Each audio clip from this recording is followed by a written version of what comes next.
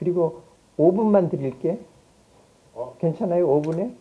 안 하면 하지 마세요. 5분에 안 되면 하지 마세요. 그만두겠어요? 현명한 판단입니다.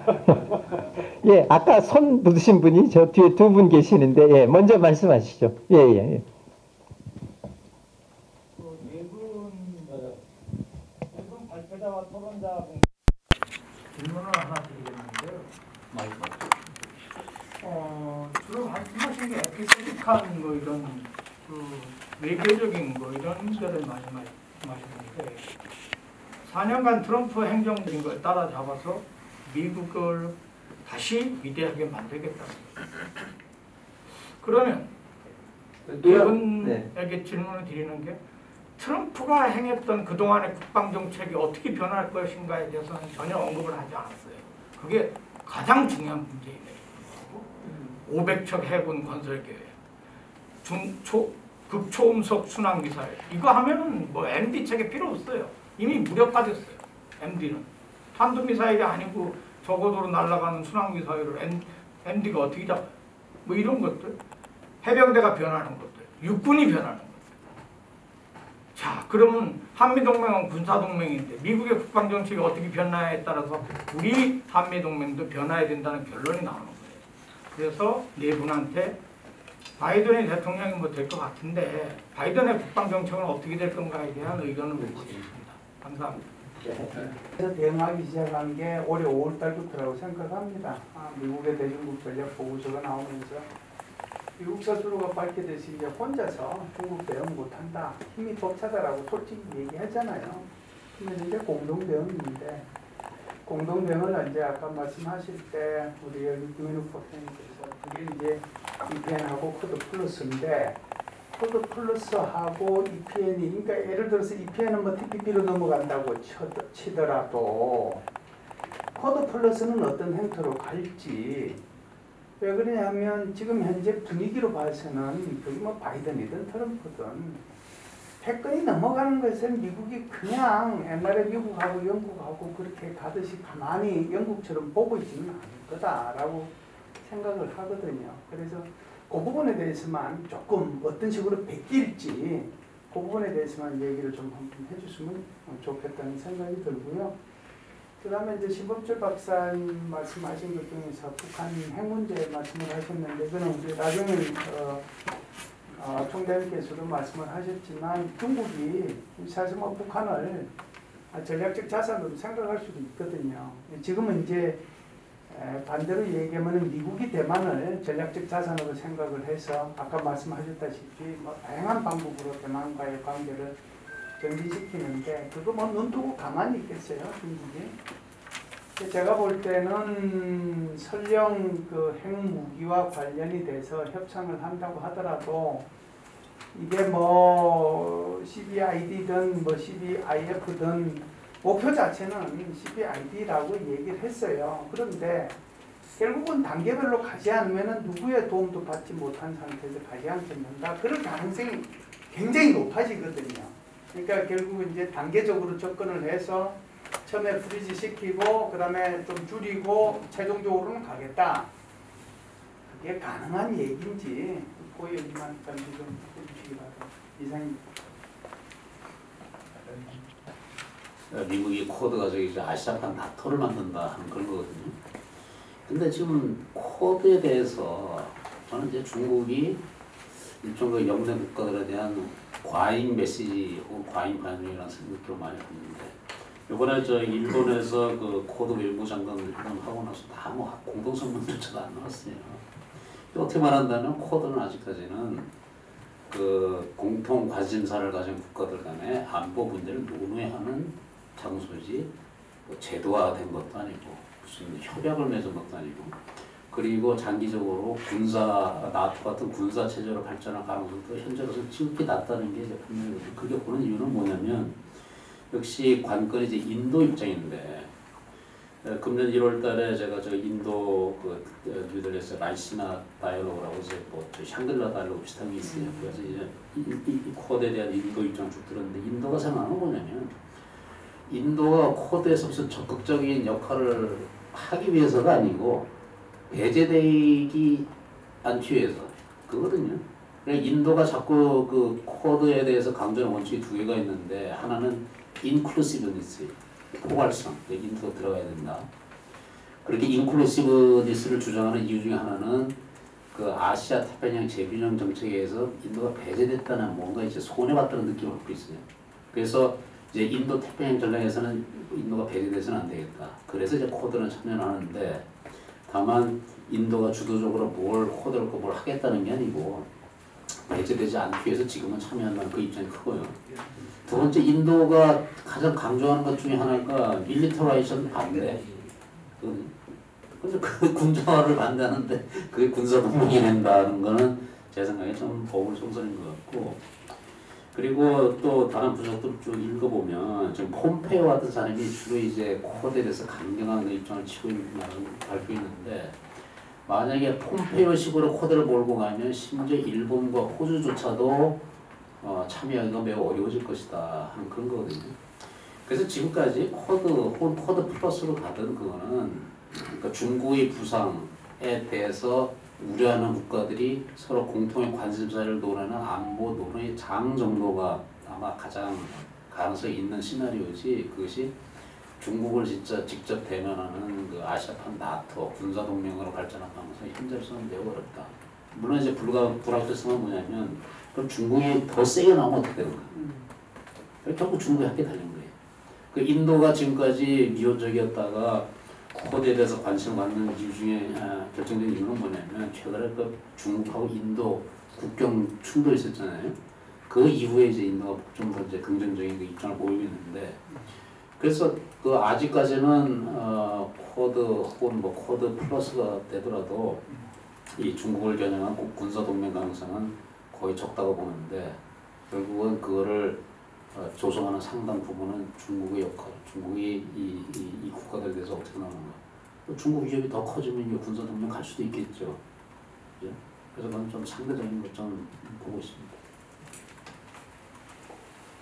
전공이 아니라서 아마 지금 조성렬 박사님이나 신범철 박사님이 대답하시는 게 맞을 것 같고, 글쎄 뭐 쿼드 플러스 관련해서도 뭐 이상현 박사님께서 잘 설명을 해주셨는데, 그 지금 미국의 이제 쿼드 플러스 그 인도 태평양 전략서를 그 집필하는데 참석했던 그 아는 친구조차도 얘기를 하기를 이 쿼드 제대로 될지 모르겠다는 얘기예요. 왜냐면 다 그 생각이 틀리고 미국이 하라는 대로 안 움직이니까 쿼드가 이게 판은 벌려놨는데 깝깝한 거예요, 미국 애들도. 그래서 저는 그런 차원에서 뭐 우리가 왜 안 들어가는지, 들어가서도 뭐가 문제가 되는 건지, 들어갔는데 이걸 가지고 중국이 시비 걸고 그거 하나 우리가 한중 사이에서 외교적으로 해결 못한다면 제가 보기에는 한중 관계가 이미 우리가 중국한테 휘둘리고 있다는 거예요. 그거는 그 정도는 중국이 받아줘야 된다. 그것도 중국이 못 받아주면은 이미 우리의 어떤 한미동맹이라든지 한중관계의 이상 신호다, 저는 그렇게 보고, 아까 그 왜 그 뉴욕타임즈에서 트럼프를 자꾸 선호를 했느냐, 결국은 모멘텀이 끊기는 게 가장 큰 것 같아요.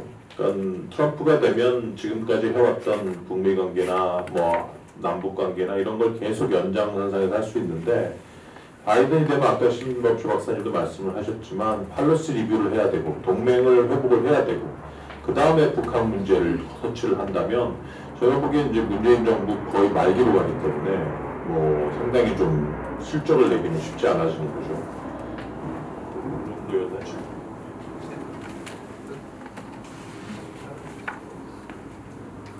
쿼드 문제는 중국도 그렇게 생각하더라고요. 대수롭지 않게 생각하는 것 같아요.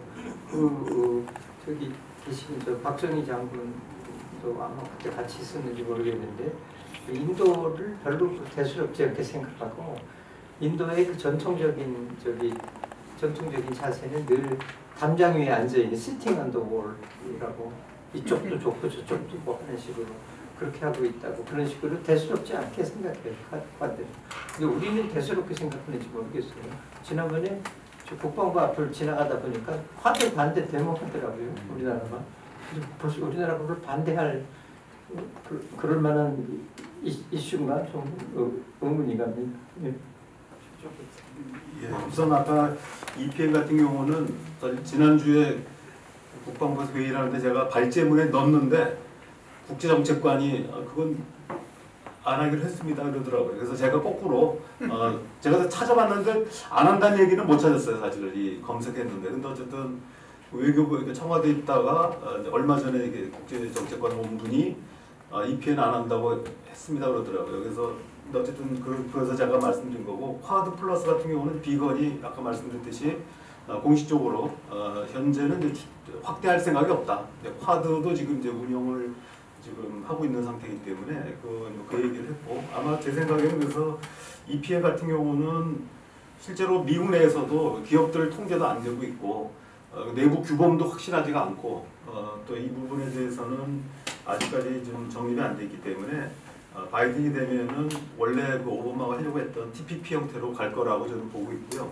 쿼드 플러스 같은 경우도 지금 바이든의 공약을 보면은 이제 그 글로벌 민주 서밋, 그러니까 그 데모크라시 서밋을 해서 이른바 이런 어떤 마치 그 아시아판 나토 형태로 가기보다는 실제 느슨한 어떤 그 지도자들의 그 협의체 형태로 해서 한국이나 일본 뭐 원래 플러스까지 포함하고자 하는 나라들의 정상들을 넣어서 아마 하려고 하지 않겠나 생각합니다. 특히 이제 그 트럼프조차도 원래 G7에서 G11으로 확대하면서 한국이나 뭐 러시아 이런 나라를 늘려고 했던 것처럼 오히려 그런 형태로 해서 특히 이제 이 보면은 내 정치일 같아도 정권이 바뀌면 용어가 바뀌는 경우가 많기 때문에 제가 볼 때는 쿼드 플러스 용어를 뭐 계속 쓰지는 않을 것 같고, 바이든이 들었으면 실질적으로는 이제 그 불필요한 오해를 낳는 그런 형태보다는 어떤 그 글로벌 데모크라시 서밋 형태로 해서 실제로 운영되지 않겠는 생각합니다. 그래서 아까 뭐 여러분이 얘기하셨지만 지금 중국에 대한 입장인데, 사실 바이든 같은 경우는 그 2001년도에 그 중국이 WTO에 가입하는데 적극적으로 나서가지고 찬성한 사람이거든요. 그리고 2008년도 제가 이제 그 자료를 지난번 쭉 찾아보니까 굉장히 이제 친중적인 발언들을 너무 많이 했고, 오히려 중국이 들어옴으로써 미국의 힘이 더 강해진다는 얘기를 했는데, 결과적으로는 바이든이 외교위원장 하면서 계속 전략적 판단의 오류를 굉장히 많이 했던 것 같습니다. 그래서 지금 뭐 바이든이 뭐 대통령이 된다고 해서 본인이 다 하는 것이 아니라 어느 정도 위임을 하겠지만 아마 그래서 더 세게 나갈 수도 있다고 생각합니다. 그래서 저는 지금 그 과거 정책을 보면은 기존의 트럼프의 정책을 재검토하는 과정에서 EPN이나 쿼드 플러스 이런 부분들은 조정이 되면서 동맹의 입장을 좀 들으면서 하는 정책으로 바뀌지 않을까 생각합니다. 신 박사님, 아까 우리 윤 박사님 질문에 대해서 답을 좀 하시죠. 사실은 군사문제 연구는 요즘 윤 박사님이 제일 자세히 하시는 것 같아요. 그 뉴스레터 보면은 매일매일 감탄하고 있습니다. 근데 뭐 특별히 구체적인 숫자나 이런 거는 이야기하는 걸 저는 못 봤고요. 그래서 그 과거 오바마 행정부의 그 내용을 보면은 기술적인 부분은 계속해서 투자를 할 것 같고요.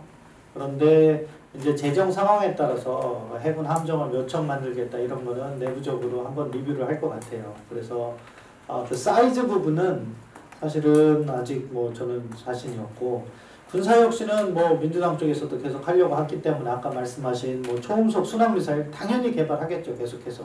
그래서 소위 말하는 상쇄 전략 차원에서 무언가 자신들이 우위를 찾아갈 것으로 보고, 근데 이게 동맹에 미치는 부분은 사실은 나중에 보면 지금 뭐 트럼프 행정부도 중거리 미사일 개발해서 한국에 배치할 것인가 말 것인가 그런 이야기 아직 본격적으로 전개되진 않았지만, 문제가 트럼프 2기가 있었으면은 제기가 됐을 텐데 그런 식의 요구는 있을 것 같고요. 거기에 한국이 참여해라. 일부 뭐 방산협력 차원에서는 예전에 개발할 때 참여 요구 받은 것도 있고 우리가 기여한 부분도 있는데 아직 거기까지는 저도 잘 모르겠고요.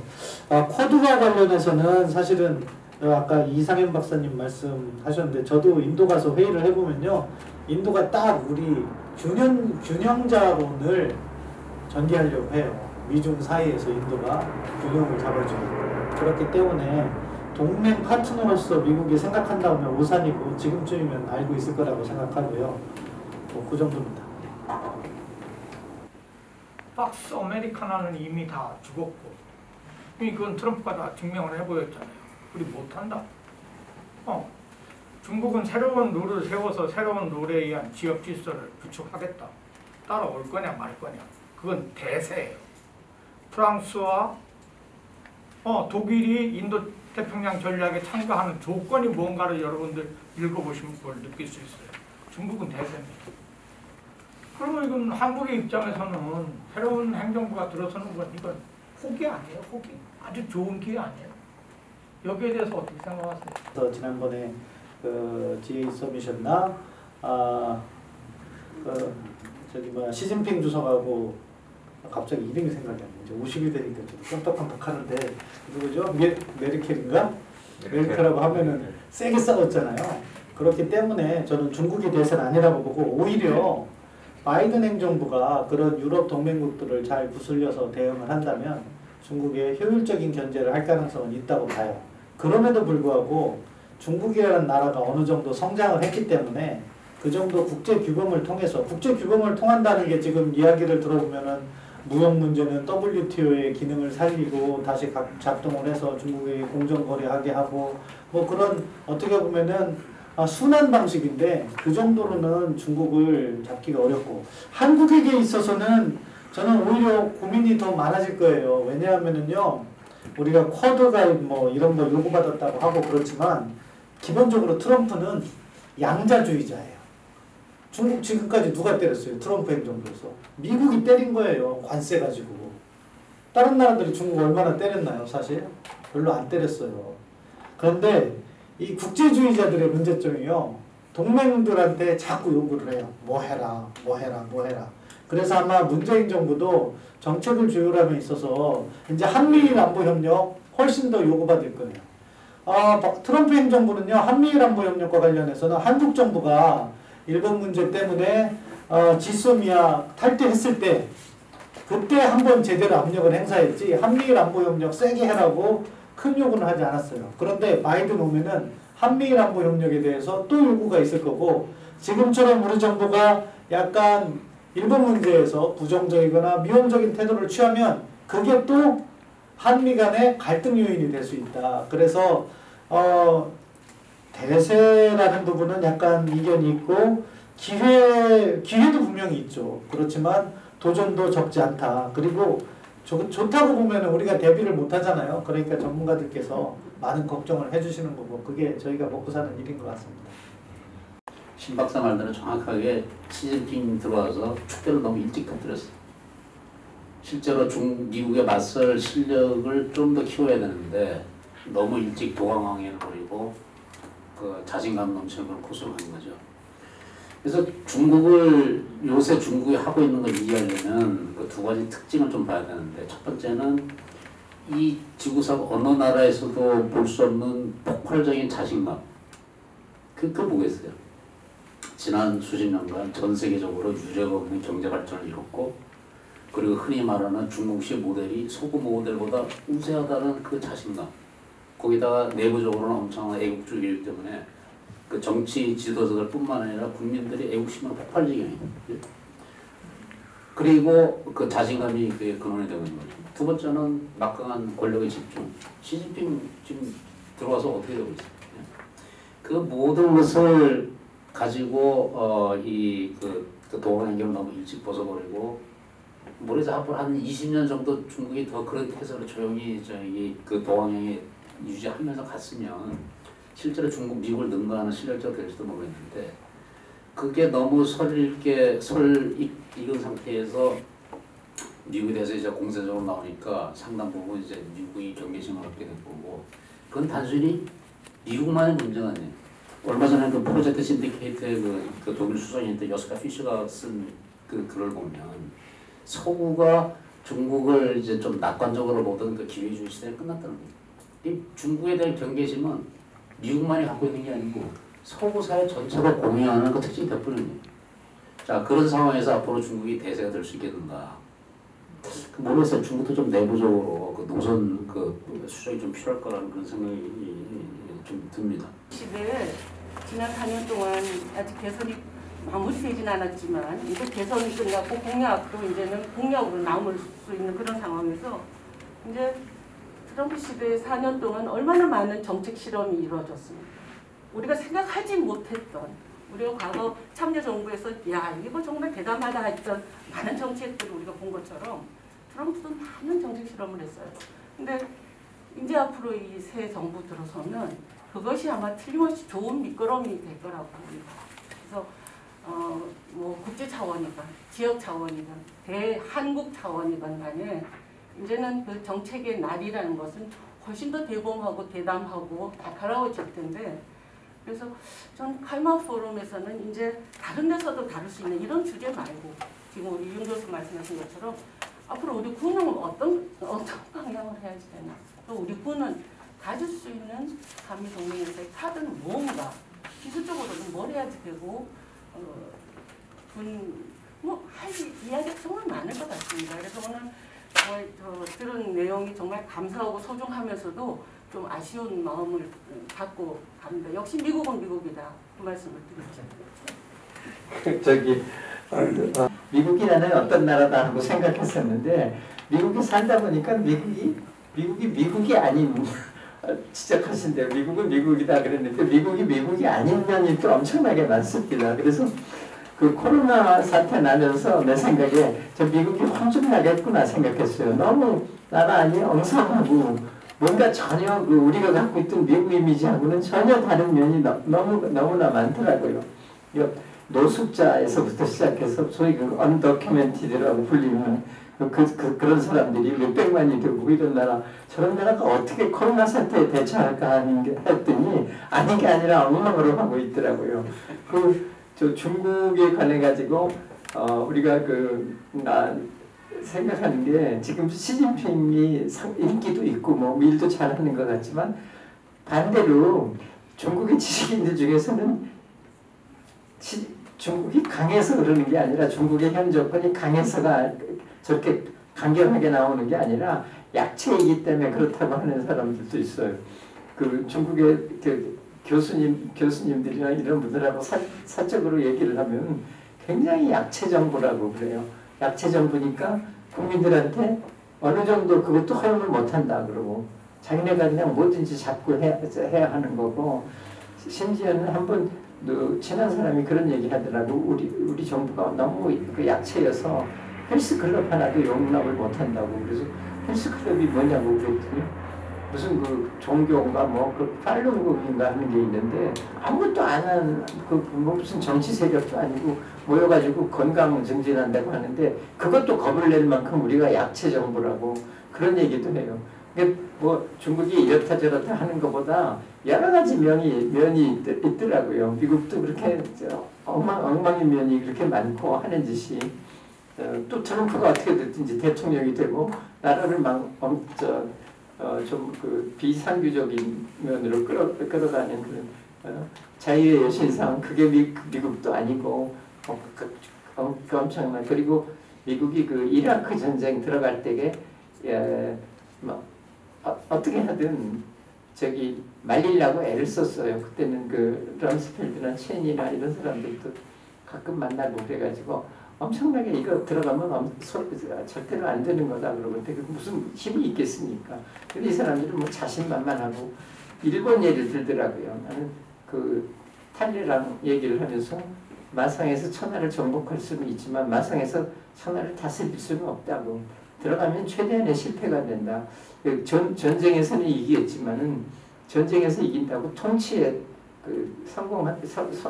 실패할 거다 그랬더니 일본은 그 군국주의 세력을 꺾어놨더니 자유민주주의 나라가 되지 않냐 그러고 쉽게 럼스펠드가 그러더라고요. 이라크도 사담 후세인만 없으면 민주주의 국가를 만들 수가 있다고 천만에 그러고 그렇게 안 될 거라고 얘기를 했는데 안 들어요. 안 듣고 아마 자기네들 개인 무슨 이해관계 같은 게 있지 않았나, 체니 같은 사람이. 이거 우리가 생각 못하는 그런 엉터리 같은 면도 있습니다. 이 말을 길게 넘어해서 아직 시간이 조금 남았으니까 끝으로 발언하실 분 좀 발언 좀 하세요. 없으면? 네, 아무튼 축하합니다. 그러니까 상회를 같은 걸 세미나도 많이 해봤지만 시간이 남아서 그만두는 경우는 별로 없었는데 조직을 아주 잘하셔가지고 충분히 별별 얘기 다 나누고 좋은 교훈도 많이 얻고 조직하신 분 축하드리고 참가하신 분 감사합니다. 끝내겠습니다.